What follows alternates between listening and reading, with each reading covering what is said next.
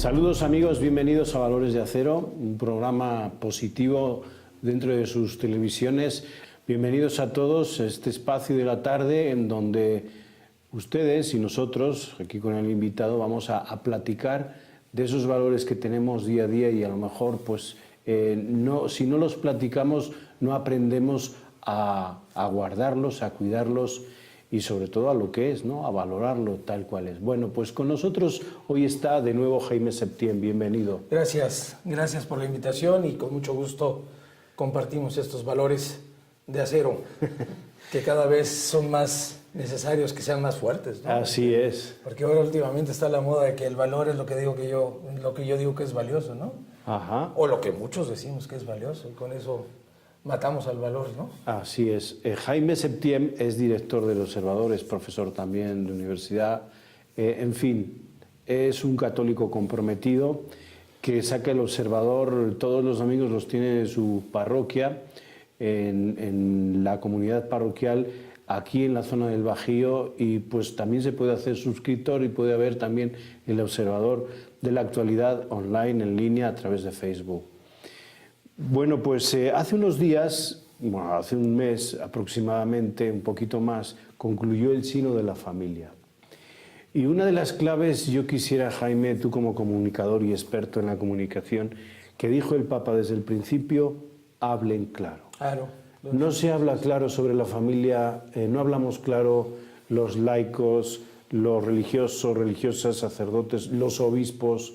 ¿Qué ocurre en esta precisión del Papa? Hablen claro. Yo creo que el tema, primero hay que enfocarlo como un sínodo extraordinario. Es decir, fue un preparar el sínodo ordinario que se va a dar el próximo mes de octubre de 2015. Eso es importante.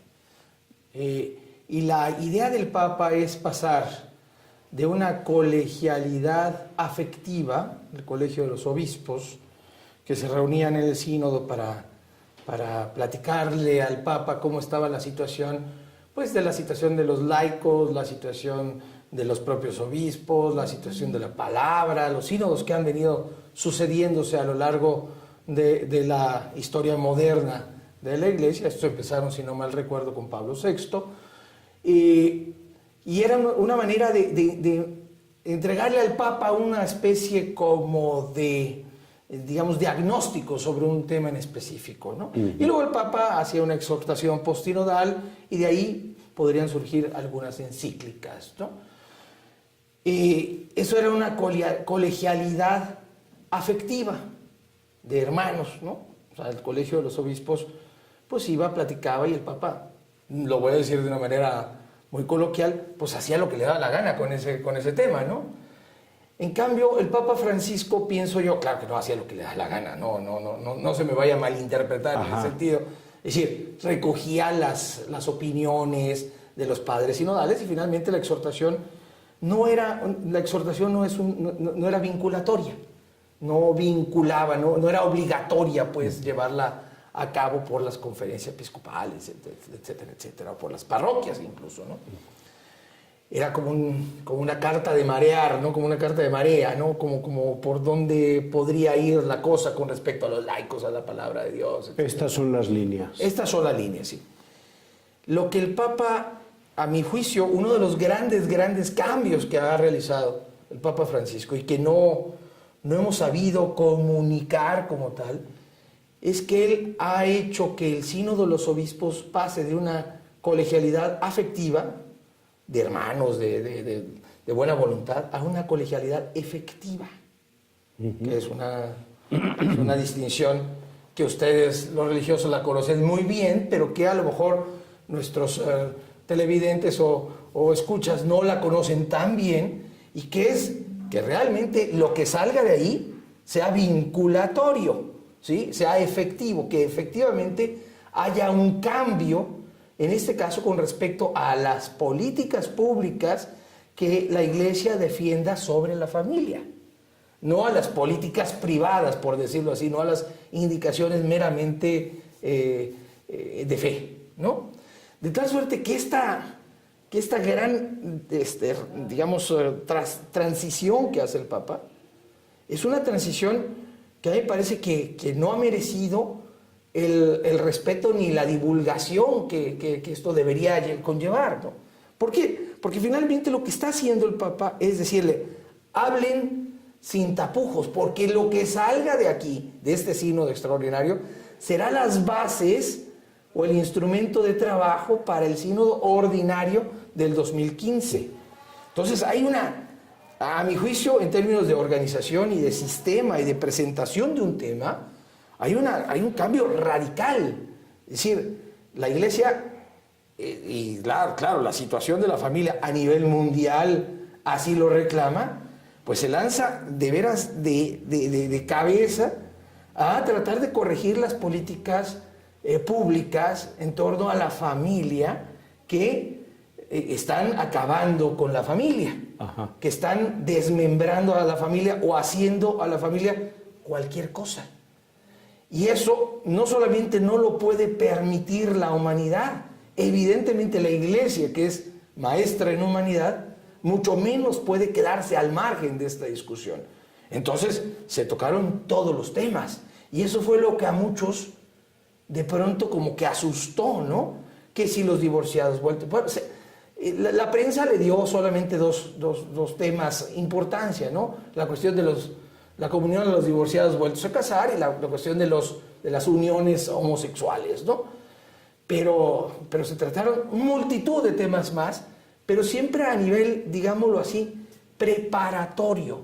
La gran cita es después del Encuentro Mundial de las Familias en Filadelfia, que es en septiembre del 2015, es en octubre de 2015, cuando realmente de allí va a salir algo muy importante, no como opinión de la Iglesia, sino como vinculatorio para los 1.250 millones de católicos que existimos en el mundo, por lo menos. Tú lo acabas de decir, ha tenido un eco nada más en 2 puntos, ¿no? Sí, Los sí, divorciados. ¿Por qué la Iglesia no sabe transmitir lo que realmente trata dentro de un sínodo? Sínodo es caminar juntos, ¿no? Es una reunión. No sabe tratar bien, no sabe disparar a la prensa el titular correcto para que no se centre en un tema, o es la prensa la que prefiere elegir el tema y con esto nos vamos. Yo creo, padre, que son las dos cosas. Yo creo que son las dos cosas. La Iglesia, y lo digo con toda claridad, ha adolecido siempre de una forma de comunicación efectiva. Vuelvo a utilizar la palabra. Y por el otro lado, la Iglesia siempre ha tenido, mala prensa sesgada, ¿no? De tal suerte que los periódicos comerciales, las radios comerciales, las televisoras comerciales, pues viven de lo que venden, ¿no? Y venden información. En el bueno y en el mal sentido de la palabra, venden espectáculo. Y desde luego que no va a dar espectáculo, como dice el Papa, hace mucho más ruido un árbol que cae que un bosque que crece, ¿no? Ajá, ajá. Y a la prensa le interesa, evidentemente, un árbol que cae, no el bosque que crece. Ok. En el sínodo hay distintas problemáticas, gente que viene de distintos lugares. No es lo mismo el concepto de familia que se tiene en África, en Asia, sí, o el que se tiene en Occidente, ¿no? En Occidente parece que el Papa, lo dice el Papa Francisco en una entrevista, estamos obsesionados por lo de pues, la vida, el aborto, la homosexualidad, en una de las entrevistas. Sí, sí. La familia es lo que hay que cuidar, dice él. ¿Tú cómo ves que se ha conjuntado con los lineamientos que han salido y todo lo que ha podido salir del sínodo, se ha conjuntado esta mezcla de idiosincrasias, ¿no? El concepto de familia de un país a otro, de una región a otra. Fíjate que, qué buena pregunta me haces, porque hace relativamente poco apareció, y bastante silenciosa por parte de la prensa, una declaración de la Organización de las Naciones Unidas. Hay cerca de 40 países que lanzaron un SOS a través del Consejo General de Naciones Unidas sobre el tema de cuidar a la familia como el patrimonio cultural, histórico, que le da estructura a la humanidad. Eso nunca había sucedido. Y créeme que esto, para mí, es resultado de 2 cosas. Y ojalá alguna gente que se asustó tanto con el sínodo y que el Papa lleva la barca de Pedro sin rumbo y todas estas tonterías, ¿no? Del cardenal Burke y toda esta gente, digo, perdón, pues son tonterías, ¿no? Para mí esta declaración es doble, es decir, tiene dos génesis, pues. Una, justamente, la oxigenación que supuso el sínodo extraordinario de la familia en Roma en octubre, cuando se dieron cuenta que la iglesia no es ese grupo cerrado que hace su juego y maneja sus cartas y es un grupo de poder que supone los grandes aparatos multilaterales como la ONU, que es la iglesia, sino que de pronto se dio cuenta de una riqueza inmensa que no tenía en cuenta, ¿no? Por un lado. Pero que esa riqueza está, digamos, perfecta y absolutamente anclada en un modelo de familia, que es el modelo de familia que construyó al mundo, que construyó Occidente. Bueno, esa es una. Y la otra, el discurso del Papa en el Europarlamento, ¿sí? Fue un discurso extraordinariamente comprendido por los grandes bloques de poder. De pronto también se dieron cuenta de que la iglesia no es un jugador, entre comillas, moral, ¿sí? Y que el peso de los 1.250 millones de católicos y de los 2.200 millones de cristianos en el mundo es un peso real, histórico y de valor. Entonces, los países pues reaccionan a cómo está la agenda, ¿no? Y la agenda estaba cargada en ese sentido. Entonces, yo creo que todos esos que quieren mantener el juego cerrado y aquí, yo te nombro a ti obispo y al otro vicario y al demás allá, etcétera, etcétera, están viendo cómo esto se derrumba como un castillo de naipes y de pronto emerge una nueva iglesia que ha ocupado y está ocupando lugares preferenciales en los organismos de discusión multilateral como es la ONU. Bien, nos tenemos que ir en estos momentos porque el hoy está preparado con las 5 noticias más importantes de la Iglesia Católica.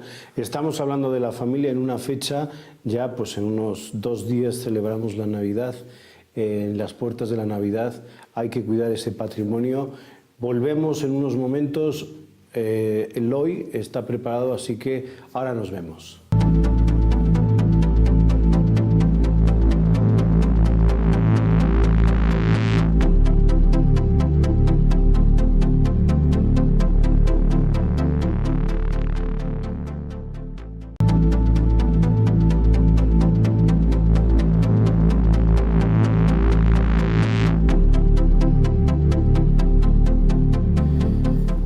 Gracias, Eloy, por las 5 noticias más importantes de la Iglesia Católica.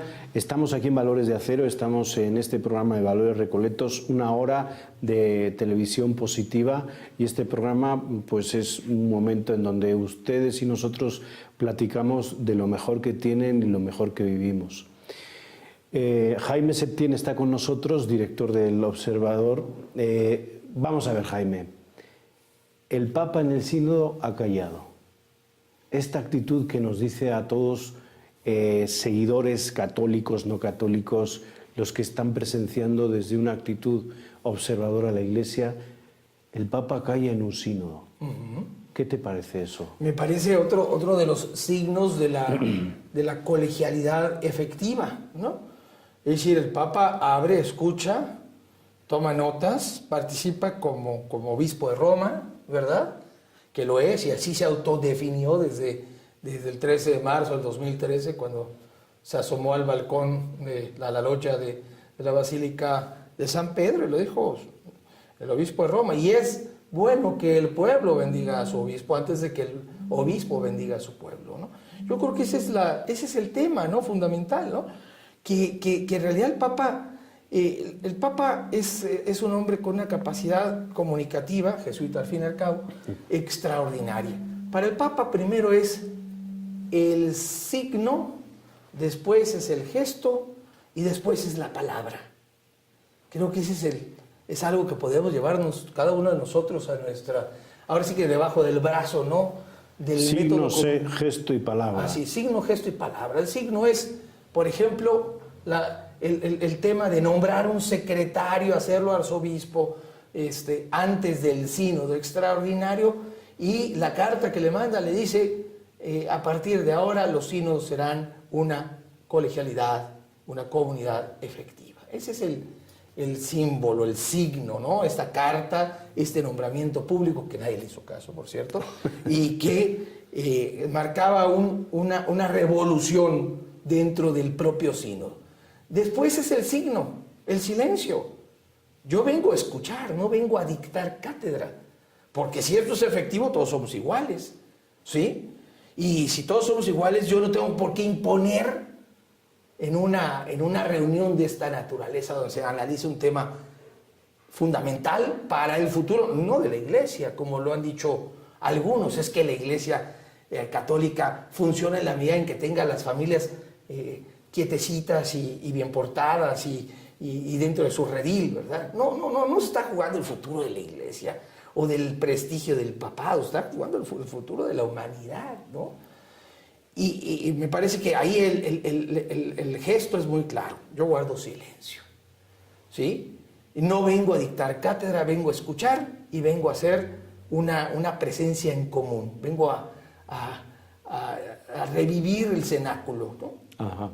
Y aquí en el cenáculo, pues cada quien decía las tonterías que se le ocurrían, ¿no? O sea, Tomás pues decía, pues yo no creo, bueno, no creas, ¿no?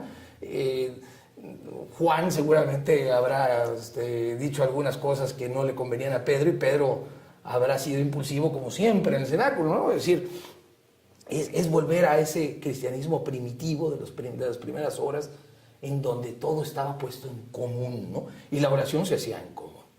Y después la palabra. Cuando venga la exhortación postsinodal del Papa, te prometo que le vamos a creer. Ajá, sí, te prometo que le vamos a creer que es la palabra de la iglesia que peregrina ahorita, no hace 10 años, 20 años, 30 años, o dentro de 40 años, es en este momento.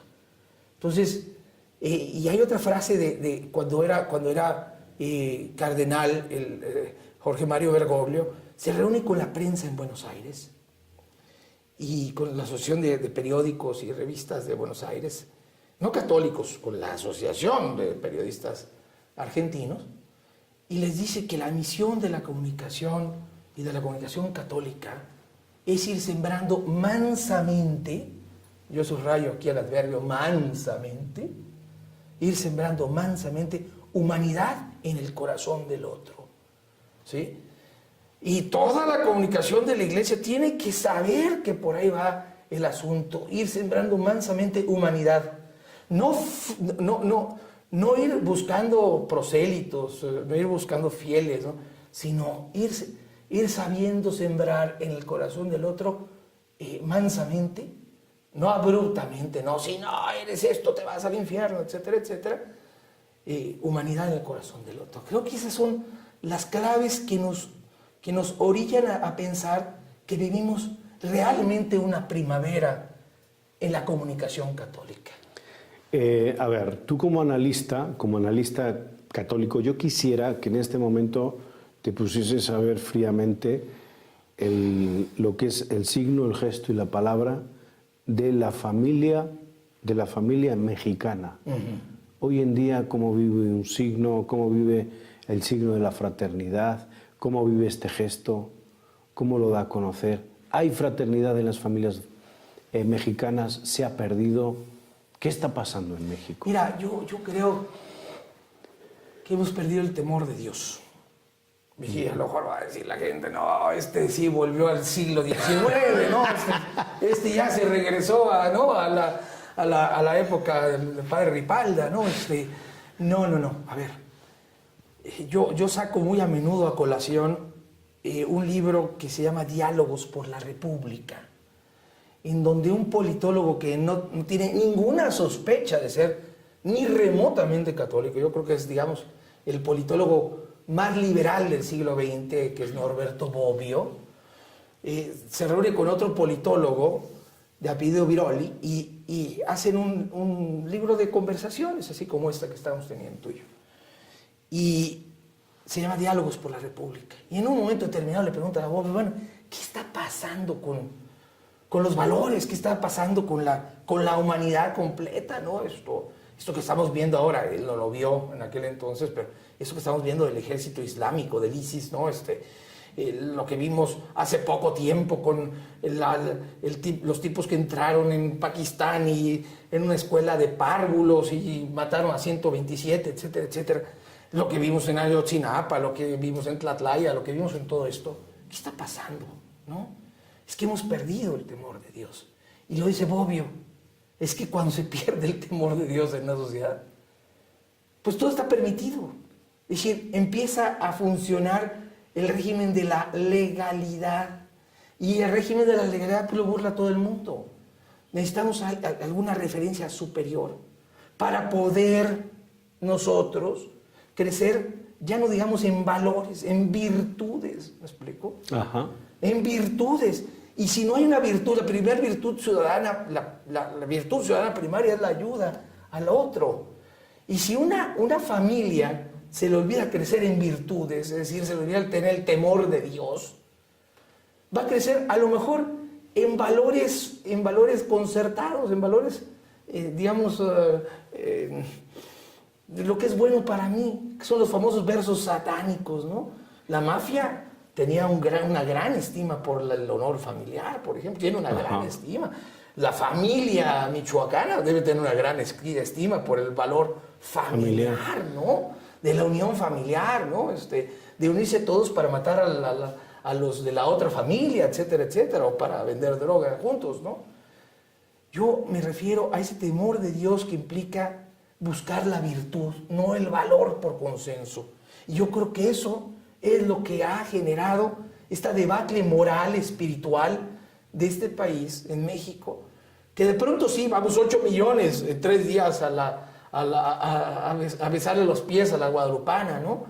Pero al salir de allí, empezamos a quebrantar no solamente la ley, sino empezamos a quebrantar la ley máxima que nos dejó Cristo como fundamento de la coexistencia, que es el amar a Dios sobre todas las cosas y al prójimo como a nosotros mismos. Nada más nos quedamos con el nosotros mismos, ¿no? Y ahí la familia se rompe, pero eso pasa en México y pasa en Europa a nivel mundial. Y pasa en muchos otros lados, excepto en las comunidades tribales, porque ahí no es que exista temor de Dios, sino existe temor del león que se va a comer al niño, ¿no? ¿Sí me explico? Así, en estos momentos ya estamos a punto, en algunos lugares del país, a punto de las elecciones y todas estas cosas. Claro. Los políticos respetan el patrimonio, como decía la ONU, tú antes te has referido a ello, el patrimonio de la familia, o utilizan este patrimonio para beneficio suyo. Yo he sido asesor de algunos políticos y siempre les digo, oigan, cuando se llenen la boca de ese tema de la familia como célula básica de la sociedad y defenderemos a la familia y del desarrollo integral de la familia, ya ponen a su señora, etcétera, etcétera, ¿no? Del DIF y demás. Digo, oigan, de veras, váyanse con mucho tiento porque es una cosa muy seria.